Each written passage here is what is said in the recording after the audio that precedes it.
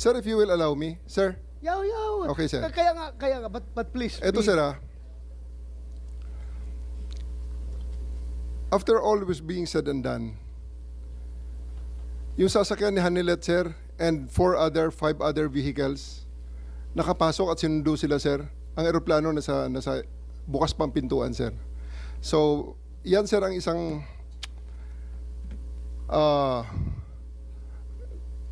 tumayong balahibo ko nun, sir, noong panahon na nakita ko, naku, andyan yata si VP Sara, andyan si Bongo nakapasok na. Kasi sinusundo na, sir, si Hanilet at saka si Kitty, sir, ng kanilang mga sasakyan, together with the other entourage. Bakit nila sumabay dun, sir, sa tarmac? Bukas pa naman, sir, ang pintuan. Alam mo, Madam Chair, Sir, Nick, Sir. That's a new ibig mong information, sabihin, sir. kung pwede pumasok yung si Ma'am Hanilit at saka si Kitty, gusto mo ring sabay-sabay na sila. Sir, ganito.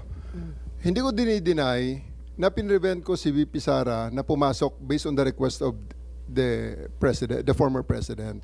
Okay, The reason for that, you prevented VP Sara from entering. yes, ma'am. Okay. Because the reason for that is that 12 hours na ang nakalipas at tapos na ang lahat ng mga delaying tactics. Nick, I cannot allow that. Otherwise, Nick, magiging magulo pa ang situation, Nag-expire sir. pala yung karapatan ng akusado. may expiration date pala yung karapatan ng anak na bumisita sa kanyang tatay. Sir, we do believe, ako, sir, personally, that's my call at that time because I'm operating on the premise ng So it's your aking call. mission. So it's your call to Yes, violate sir. the law. Yes, It's your call to violate the law. Dahil nakalagay sa batas, binasa ni Senator Alan Cayetano na bawal na pigilan yung anak na bumisita. So it's your call to violate the law. hindi sa ganong context, sir. Oo. Anong konteksto? Anong Kasasabi konteksto mo mo? lang, talagang hinadlangan mo yung pagpasok eh. Mr. President, I won't belabor the point kasi sinagot nyo naman, sir, yung tanong ko. Kasi nga, going back to Ambassador Lacanilao, that's a violation of the law. If you look at the law, it says arrested, detained, and custodial investigation. Kung arrested lang to, baka may lusot, 12 hours, 6 hours, matagal na. Pero ang nakalagay sa law kasi, you cannot deny pag arrested, detained, and custodial investigation. No if, no buts tong batas na to because nga, in the past, lalo pagka, wala pa namang internet masyado nito eh. 1992, no? Wala pa masyado yung mga, bago pa lang yung mga, cellphone na ba nito or ano? But ang point, sir, there's no exceptions here. So that's a matter of defense kay General Torre. But just to pursue this, yung doctors ho ba ni President Duterte certified him fit to travel? Di ba sabi niyo, sir, eventually pinapasok niyo rin doktor niya.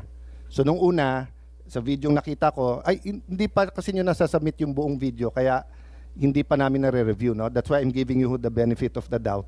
Kasi I'm not an eyewitness, I didn't see and even if I'm not an eyewitness, I didn't view the video, no? So dun sa nakita ko kasi, you were denying, the President was saying, you have to make sure I'm fit to travel, and then sabi niya, doktor ko, ang sabi niyo, may doktor na dito, it was a police or military colonel. So eventually you let in some of his doctors, correct, sir? Yeah. Did they certify that he was fit to travel? I believe, sir, on that argument, we can already No, take- it's not an argument. I was just Sir, asking. okay, sir. Did Sir- they certify that he was fit to travel or hindi sila tinanong were they fit to travel? It's not part of the procedure for his private doctors for that to do that, sir. It will be the government doctors who will be No, taking that's not that, sir. true, sir. Ang nakalagay ho dito sa batas, it can be his doctors. Magiging inutil yung batas if you invite your doctors and then they cannot certify. So, ang mangyayari nun, if they certify hindi pwede, sinertify ng government doctor pwede, korte ang magsasabi at kakasuhan yung doktor na nagkakamali.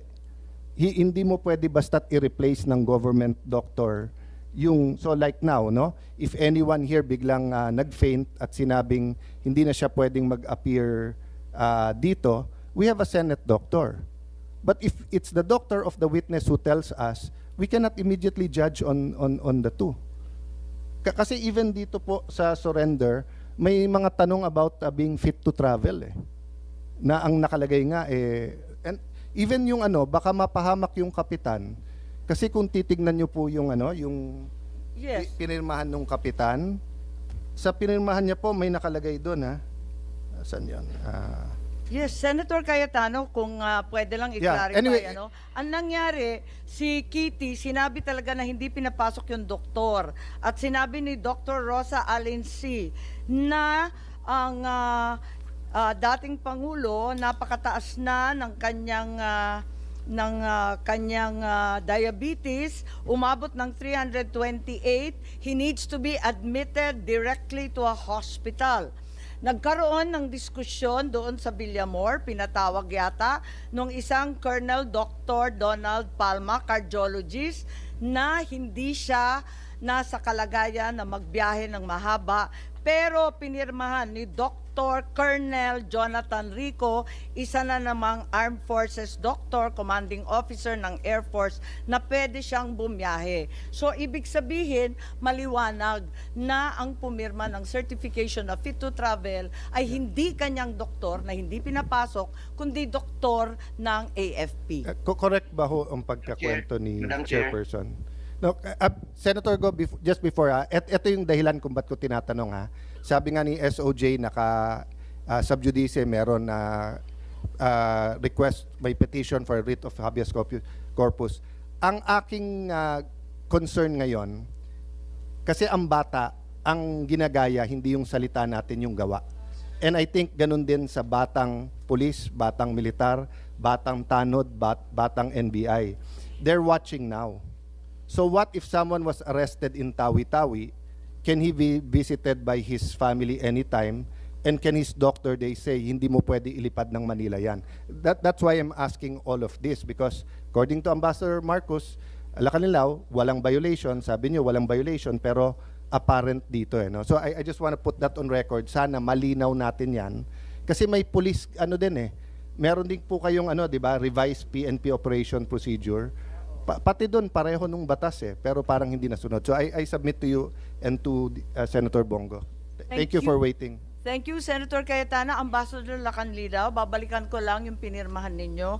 Andito na sinabi ninyo, kahit nagkakadiskusyon na tungkol sa diabetes ni Presidente Duterte at yung kanyang kalagayan, pinirmahan ninyo that you don't know if he's fit to travel or not. Bakit pinagbiyahe yan kung hindi ka sigurado?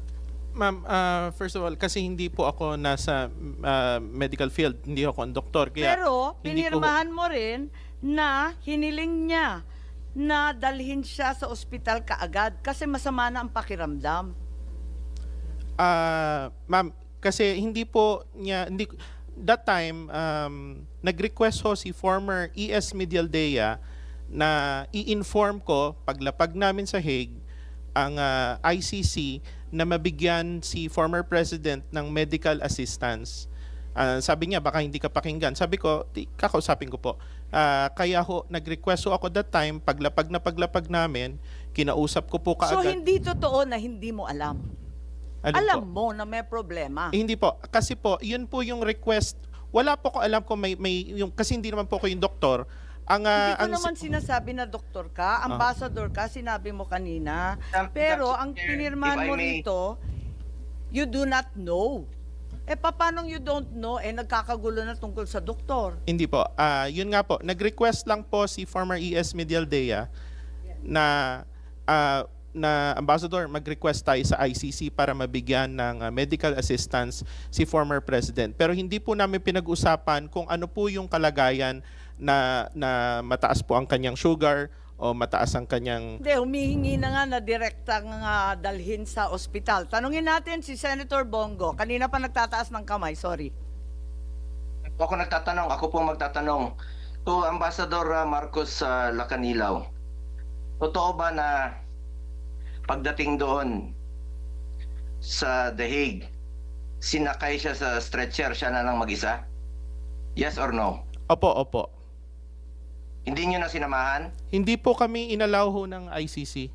Paano yung mga medisina niya? Yun pong kanyang personal nurse together with the PNP doctor, nakipag-coordinate sa doktor ng Hindi sila ICC and pinababa? binigay ho yung... Yes or no? Ano po yun? Hindi sila pinababa? Hindi po. Wala siyang kasama binaba? Wala po, siya lang po. siya lang mag-isa. Opo, opo. Alam nyo ba, marami siyang medisina, 27 yan, araw-araw. Kung ano yung pinainom sa kanya, hanggang ngayon po, hindi pa rin pinapainom sa kanya, kahit pinagdalawang beses na pinadalahan siya mula sa Pilipinas, hindi pinapapasok. Dahil gusto nila sila ang maggamot. E paano na lang po kung hindi hiyang o hindi naayon sa kanyang karamdaman. Yung nasa Villamor pa lang po, si dating Pangulong Duterte, mataas yung blood sugar niya. And he is due for check-up po, March 12. Andiyan dyan po yung nurse niya. Monthly po yan. December, January, February, March. Buwan-buwan po yung kanyang medical procedure. 80 years old na po yan. Buwan-buwan, ako mismo sinasamahan ko. Pati yung gamot niya, buwan-buwan, ako rin po nagpapadala. May karamdaman na po si Tatay Digong. Alam niyo po, ganitong totoong kwento. Para alam niyo lang po yung totoo.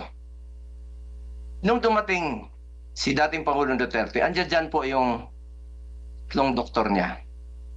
Harap ko po si Chief PNP Marbil. Tinanong ko po, Sir, saan niyo ba dadalhin? Kasi dito yung mga doktor. Sabi niyo, dadalhin po sa kampo sa 250. Kaya tinanong ko po si yung spokesperson na hindi nagsasabi ng totoo. Tinanong ko saan dadalhin. Hindi niya ako sinagot, tinilikuran niya ako. Sumunod po kami. Nung sumunod kami, hindi na po ako pinapasok. That was 10 o'clock. 2 o'clock, 3 o'clock. Meron pong sumundo sa amin. Sumakay ako sa sasakyan ni Ma'am Hanilet. Pagbaba sa gate, binababa po ako. That was 3 o'clock pa lang po. Binababa po ako. Hindi po ako pinapasok. Respeto lang naman ang hinihingi ko. Just for the record. Sino ho bang pumigil nito? Bakit kaya hindi kami pinapasok? Kaya hindi po ako nagtataka kung hindi po pinapasok si VP Sara nung gabi. Paano papasok? Eh, sarado na yung gate. As in, sarado. Lahat po ng gate sa kampo, sarado na po. Nung sinubukan ko pong pumasok, nagpaalam po kami. Pinababa po ako. Kahit nakasakay na po ako sa sasakyan. Nakiusap na lang po ako papasukin yung mga doktor. Yung tatlong doktor po. It took you about 3 hours, 4 hours pa po. After his arrival, bago pinapasok yung doktor. Yung oxygen niya nandoon, yung ambulansya po nandoon. Inantay muna about 3 to 4 hours. Or even 5 hours bago pinapasok po yung ambulansya. Pati yung doktor niya. Doon pa po nalaman na mataas 300 plus po ang kanyang blood sugar. With that findings, kung talagang chinek up ng doktor ninyo ng maayos, he is not fit to fly.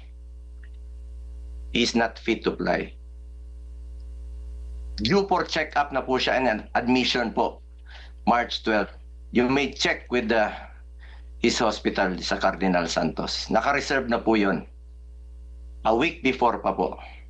Hindi naman magsisinungaling yung hospital. Yun na po. Kung gusto lang natin malaman dito, yung katotohanan lamang po. The truth. The truth. General? Kung ano lang po yung totoo. Salamat po.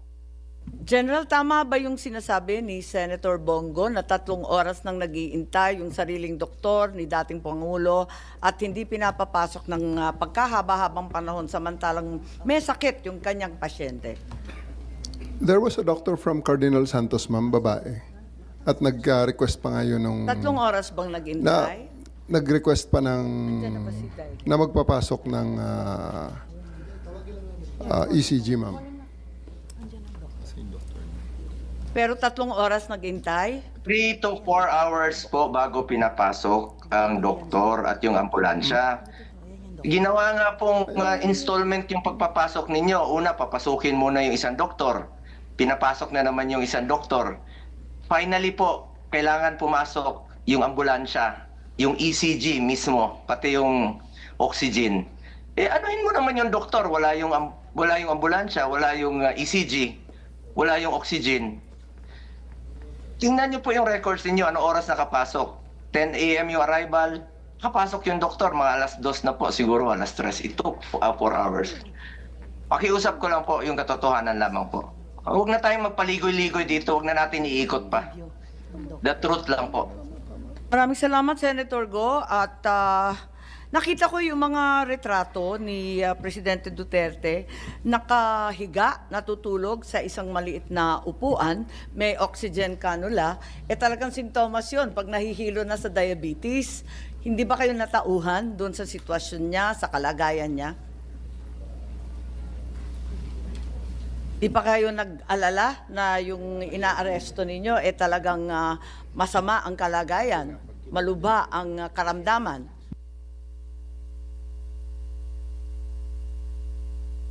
Yes, General Torre. Nakita mo naman siguro, nakita ko lang sa picture, di mas lalo mong nakita. Regarding the medical condition of the former president, sa tingin ko naman, ma'am, supisyente ang mga doktor na nandun, and I defer to their expertise. Pero hindi niya doktor. Ang ayon sa batas, Andun, siya ma'am, ang may picture. pipili ng doktor. Ma'am, may picture tayo rito na may doktor siyang sarili galing sa sa Cardinal Santos. Babae po yun, nakaputing t-shirt. At siya po ay doktor ni PRRD. Ang sa akin lang dito, ma'am, is that I take comfort on the fact that we have a benefit of 2020 hindsight, ma'am. Bago maglanding aeroplano ni President Duterte, he himself was the one who made a video, pinadala niya sa anak niya, pinost ni Kitty, sinasabi niya okay siya. So I think all the discussions now about his medical condition, parang siya na mismo nagsabi mo na okay siya bago maglanding sa Hague. At ibinigay niya kay Kitty yon, pinost sa internet yon, and everyone sees. So thank you, ma'am. Madam Chair, I understand what you're saying, General Torre. Ang problema nga, kung ako ay pulis sa Batanes, sa kahit saan, sa sulok ng Taguig, sa sulok ng Pangasinan, sa sulok ng ang laki-laki ng Davao, Cebu City, tapos sinabing kailangan ko doktor ko, and then sabihin isa lang sufficiente or sa militar sufficiente, paano kung may nangyari sa kanila? That's why the law is clear. The law is clear. Doctors, priest, choice nung inaaresto or dinidetain, and then ganun din pag family members. No ifs, no buts. Diba? So, I have seen Supreme Court cases where they said that this is not to be a precedent, that this is a special case. Diba? We've seen Supreme Court cases. So, if you say this is a special case, given the circumstance, I will not say you're right, but I will not argue with you. But if you tell me, sir, okay naman siya, o tignan mo. So paano nga kung, kasi the law is clear. Hindi naman ikaw magsasabing sufficiente, hindi. But you're supposed to allow all of his doctors in right away, and you're supposed to allow his family members there and not deny them. So yun lang yung point that I want to make. Especially kung si Ambassador Lacanilao also is certifying to the ICC. I'm not sure, but tingin ko, kaya hindi kinuha kagad si President Duterte na hindi mo pa napirmahan lahat. Because ayaw nilang kunin, tapos hindi fit to travel, pag na-stroke yun o may nangyari sa kanya, human rights institution yun, sila pagbibintangan.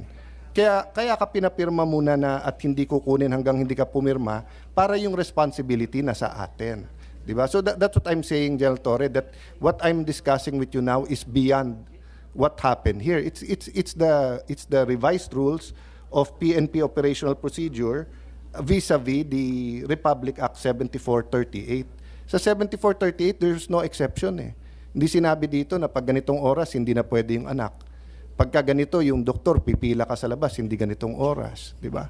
So anyway, I think we both made our points naman unless you want to add on that. No?